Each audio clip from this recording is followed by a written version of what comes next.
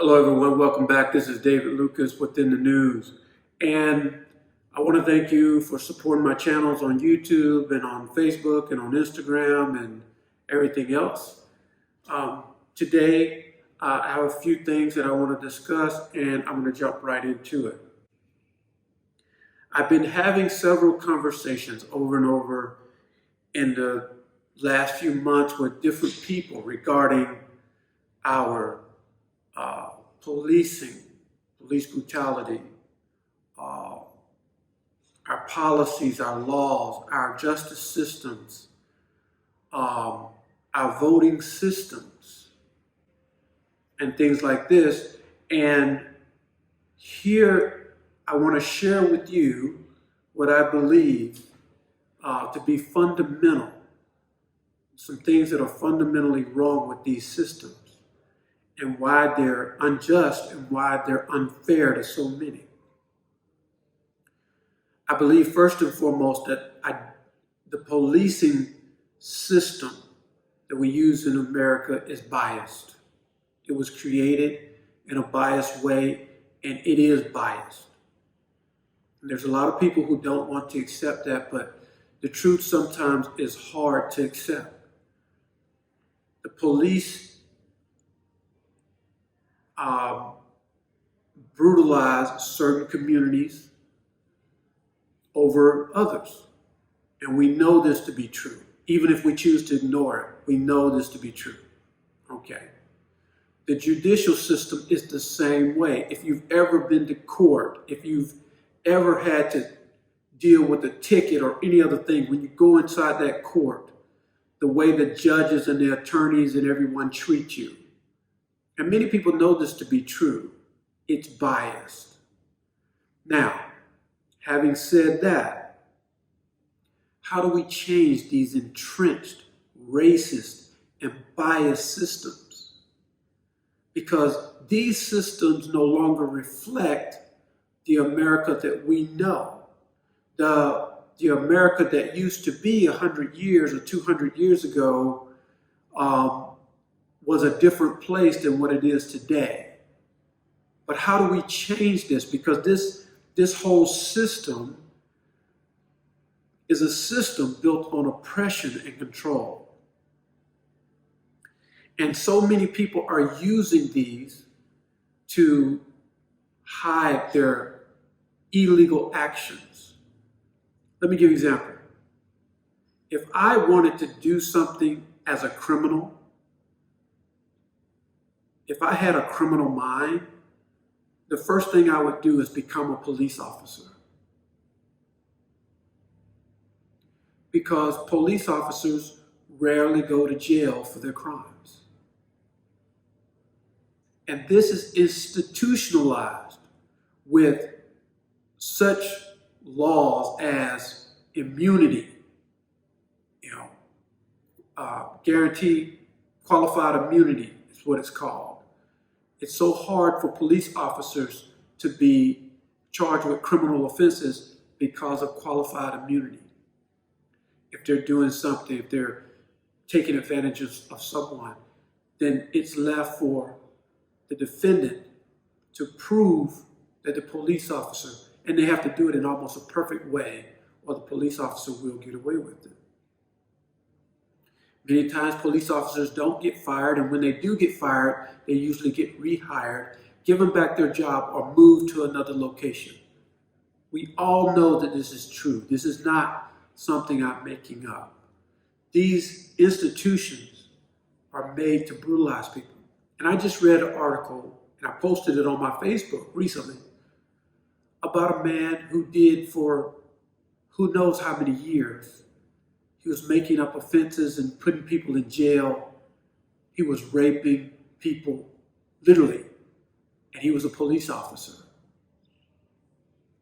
And my concern here is that we just live within, my concern is, we live within these institutions only to find that it's very challenging to get anywhere. We spin our wheels with politicians who are playing games and getting rich while they're doing it, getting rich while they're telling lies and getting rich by all of their illegal schemes. And the authorities do nothing to them about these illegal dealings. So, what's my point? My point is, it takes a lot of measured people, very bright, smart, brilliant people, to come together and change a system that is this big, this broad, this systemic, has these types of systemic problems. It takes brilliant people with superior morals to change these institutions. So when we say we want our police to be reformed, we want our policing system to be reformed, to America, that means that we're going to take our group of police and we're going to fix our group of police. That's impossible. Because you're taking a group of people who you basically said are criminals, and now you want to reform the criminals to oversee the public. That's impossible. That can't be done. So what has to happen is all of these people that we have deemed as criminals, you got to start over. You've got to remove them and you've got to start over, because they're good for nothing, especially not handling the public. And that's what it's come to. When we look at our justice reform, and it's not just the police is only one cog in the big wheel. We've got judges doing things illegally. We've got attorneys doing things illegally. We got police doing things illegally. We got politicians doing things illegally. Recently, there's a big name politician right now who's being charged with sex trafficking offenses, paying for sex for an underage girl as a prostitute, and then taking her from one state to another. That's sex trafficking. He's a big name politician. So what I'm saying is, in order to reform these systems, we have to basically start over and recreate the system, standardize the systems, remove a lot of the money that these people make under the table and behind closed doors and deals. So if you're a politician, but you're taking money from an organization so you'll vote this way or that way, that's a bribe.